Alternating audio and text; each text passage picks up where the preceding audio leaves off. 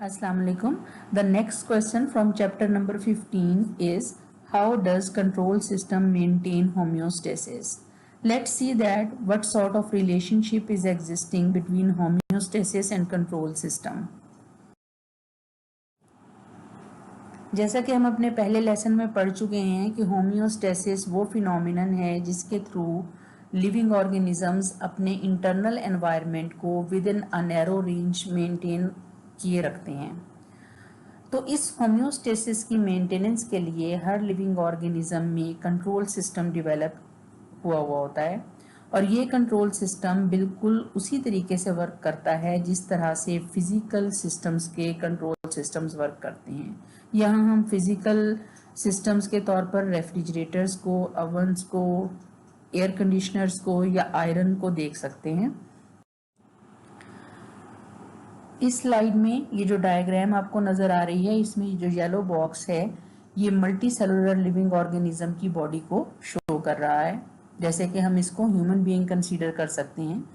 इस yellow box में यानी मल्टी सेलुलर ऑर्गेनिज्म की बॉडी के टॉप पर कंट्रोल सिस्टम है जो इंटरनल एनवायरनमेंट को within a narrow range maintain कर रहा है as compare to external environment. जैसे देखिए आजकल हमारे एक्सटर्नल एनवायरनमेंट में जो टेम्परेचर फ्लक्चुएशन है वो 25 डिग्री सेंटीग्रेड से 50 डिग्री सेंटीग्रेड तक की है डेली, यानी एक वाइड रेंज है। इसके मुकाबले में जो हमारी बॉडी का ऑप्टिमम टेम्परेचर है वो है 37 डिग्री सेंटीग्रेड और हमारा कंट्रोल सिस्टम उसको नैरो रेंज में मेंटेन किए रखता है जो कि 36.5 से 37.2 तक का होता है।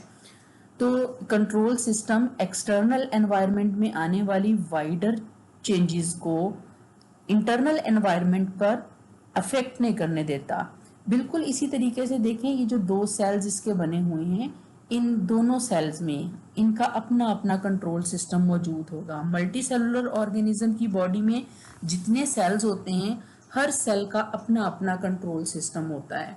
ये कंट्रोल सिस्टम इंट्रासेलुलर एनवायरनमेंट को within a narrow range maintain रखता है as compare to extracellular environment.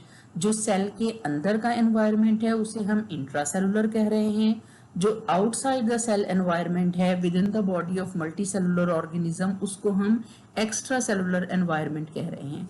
जैसे अगर ये सेल बोन सेल है तो बोन सेल में वाटर को इतना ज्यादा मौजूद नहीं होना चाहिए। बोन सेल अगर 50% वाटर रिक्वायर्ड करता है तो यहाँ नैरो रेंज क्या हो जाएगा, 49 से लेकर 51% तक का।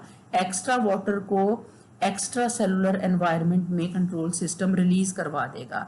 बिल्कुल इसी तरीके से अगर ये जो दूसरा सेल है वो हमारा ब्रेन सेल है तो ब्रेन सेल को 80% तक वाटर चाहिए होगा, उनको वाटर ज्यादा चाहिए होता है, तो इनका कंट्रोल सिस्टम उसको with in a narrow range maintain किए रखेगा। जैसे अगर 80% वाटर चाहिए तो वो 79 से लेके 81 या 82 तक का रेंज होगा। एक्स्ट्रा वाटर जो है वो या तो एक्स्ट्रा सेलुलर एनवायरनमेंट में रिलीज करवाया जाएगा, अगर सेल के इंटरनल एनवायरनमेंट में कम वाटर है तो एक्स्ट्रा सेलुलर एनवायरनमेंट से वो सेल के अंदर एंटर करवाया जाएगा और ये मेंटेनेंस कंट्रोल सिस्टम करवाता है। तो मल्टी सेलुलर ऑर्गेनिज्म की बॉडी में दो कंट्रोल सिस्टम्स होंगे, एक ऑर्गेनिज्म के लेवल पर और एक सेलुलर लेवल पर। यहाँ इस स्लाइड में हमारे पास फिजिकल कंट्रोल सिस्टम और लिविंग कंट्रोल सिस्टम के कंपोनेंट्स या पार्ट्स शो किए हुए हैं। फिजिकल कंट्रोल सिस्टम में देखिए एक सेंसर मौजूद होगा। जैसे अगर हम फिजिकल कंट्रोल सिस्टम रेफ्रिजरेटर का देखें, हमने रेफ्रिजरेटर को 18 डिग्री सेंटीग्रेड पर सेट किया हुआ था। अगर टेम्परेचर कम हो गया है 18 से या उससे ज्यादा हो गया है तो उसका सेंसर यानी थर्मोमीटर इस चीज को डिटेक्ट करेगा। हमारे पास रेफ्रिजरेटर का टेम्परेचर था 18 डिग्री सेंटीग्रेड, वो इंक्रीज कर गया है, 18 से ज्यादा हो गया है। इस चीज को जज करना है थर्मोमीटर ने। थर्मोमीटर मैसेज देगा थर्मोस्टेट को, थर्मोस्टेट कूलिंग यूनिट को फौरन ऑन करवा देगा।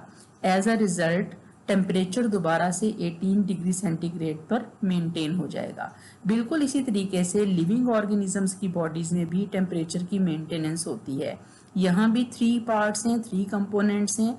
एक कंपोनेंट को आप रिसेप्टर कहते हैं, वो हमारे सेंस ऑर्गन्स हैं बेसिकली, वो डिटेक्ट करते हैं। जब टेम्परेचर हमारा इंक्रीज होता है रिसेप्टर उसको जज करेंगे, डिक्रीज होगा तब भी रिसेप्टर जज करेंगे और मैसेज कन्वे करेंगे कोऑर्डिनेटर को। कोऑर्डिनेटर हमारा नर्वस सिस्टम है, हमारा ब्रेन या spinal cord.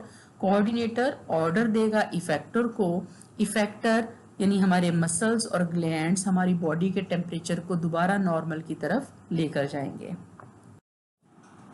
Our control system has three parts: receptors, coordinator and effectors. Now what are receptors? Receptors are those sense organs which can judge stimulus. Sometimes receptors they are the endings of the nerve cells. जो हमारे nervous system के cells हैं neurons, उनकी endings भी कभी कभार receptors के तौर पर काम करती हैं। तो receptors ऐसे organs हैं जो stimulus को जज करेंगे, आइडेंटिफाई करेंगे। स्टिमुलस क्या चीज़ है? स्टिमुलस बेसिकली कोई भी चेंज है जो हमारे इंटरनल या एक्सटर्नल एनवायरनमेंट में आती है।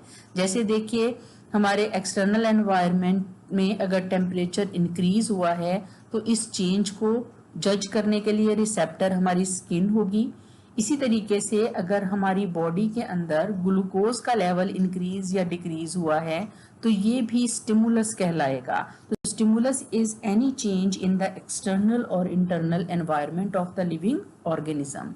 Next is the coordinator. Coordinator is basically control centre of the control system. Now coordinator is the nervous system and it is having two parts, brain and spinal cord. Now third components or third part of the control system is effector. Effectors are those organs which are showing responses. These are muscles और glands. ये दो ही organs होते हैं, muscles होंगे या फिर glands होंगे, और ये काम क्या करते हैं? रिस्पॉन्स शो करेंगे। रिस्पॉन्स क्या चीज है? Response is basically reaction of an organism against the stimulus. जो चेंज आई है एनवायरनमेंट में उस चेंज को डिटेक्ट करेगा रिसेप्टर, कोऑर्डिनेटर को मैसेज देगा कि ये चेंज आ गई है, इसको कंट्रोल किया जाए। कोऑर्डिनेटर कंट्रोल करने के लिए ऑर्डर देगा इफेक्टर को और इफेक्टर उस ऑर्डर के अकॉर्डिंग रिस्पॉन्स शो करता है। यहाँ देखिए लिविंग ऑर्गेनिज्म के अंदर जो कंट्रोल सिस्टम की वर्किंग है उसको दो फ्लो चार्ट्स में दिखाया हुआ है। Basically, in living systems, detection of signal and response is a feedback mechanism. अब feedback mechanism क्या होता है? Feedback mechanism ऐसा प्रोसेस है, ऐसा मैकेनिज्म है जिसमें किसी भी रिएक्शन का जो प्रोडक्ट बनता है, एंड प्रोडक्ट, वो ही उस रिएक्शन को बाद में कंट्रोल करता है। जैसे देखिए ये जो बी डायग्राम है इसमें दिखाया गया है कि बॉडी का टेम्परेचर 37 डिग्री सेंटीग्रेड से एक्सीड कर गया है, इंक्रीज कर गया है। इसके रिजल्ट में क्या होगा? जो स्किन के अंदर सेल्स हैं वो फौरन उसको डिटेक्ट करेंगे कि बॉडी का टेम्परेचर बढ़ गया है और वो मैसेज देंगे ब्रेन को। ब्रेन के अंदर थर्मोस्टेट मौजूद है, जो ब्रेन का एक पार्ट है, वो टेम्परेचर रेगुलेटर है। वो इस चेंज को के मैसेज को रिसीव करेगा और उसके बाद फौरन वो ऑर्डर दे देगा स्वेट ग्लैंड्स को कि वो स्वेट प्रोड्यूस करें। एज अ रिजल्ट स्वेटिंग होगी, पसीना आएगा, और जब पसीना आएगा तो जो वाटर मॉलिक्यूल्स हैं वो रिमूव होंगे, एवेपोरेट होंगे बॉडी से। तो वाटर मॉलिक्यूल्स क्योंकि आपस में जुड़े हुए होते हैं, जब एक वाटर मॉलिक्यूल एवेपोरेट हो रहा है उसके दरमियान उसका जो बॉन्ड था दूसरे वाटर मॉलिक्यूल के साथ वो ब्रेक हुआ। As a result temperature use हुआ उसकी ब्रेकेज में और बॉडी टेम्परेचर डिक्रीज हो गया। जो ही बॉडी टेम्परेचर डिक्रीज होगा ये मैसेज कन्वे होगा वापस ब्रेन को, वो थर्मोस्टेट दोबारा से ये फंक्शन रोक देगा। अब स्वेट ग्लैंड्स को मैसेज जाना बंद हो जाएगा। यानी यहाँ जो प्रोडक्ट है रिएक्शन का वो ही रिएक्शन को एंड पर कंट्रोल कर रहा है। फीडबैक मैकेनिज्म में यहाँ देखिए आपके पास फॉरवर्ड जा रहा है पहले रिएक्शन, फिर बैकवर्ड जा रहा है। ये जो फॉरवर्ड जा रहा है रिएक्शन यानी टेम्परेचर इंक्रीज हुआ और स्वेट ग्लैंड्स की एक्टिविटी की वजह से टेम्परेचर डिक्रीज हो रहा है, ये पॉजिटिव फीडबैक लूप कहलाती है। जबकि जब आपका टेम्परेचर एडजस्ट हो गया है और मैसेज गया है अब थर्मोस्टेट को कि फॉरवर्ड रिएक्शन अब रोक दिया जाए, ये नेगेटिव फीडबैक लूप कहलाती है। So, in the living systems, there is an inverse effector response against the stimulus, which is called negative feedback. यानी इफेक्टर्स जब अपना काम कंप्लीट कर लेते हैं उसके बाद वो मैसेज कन्वे करते हैं वापस कोऑर्डिनेटर को कि जो ऑर्डर दिया गया था वो कंप्लीट हो चुका है। एज अ रिजल्ट अब रिएक्शन को रोक दिया जाए तो जो कोऑर्डिनेटर है वो रिएक्शन को स्टॉप कर देता है। Thank you.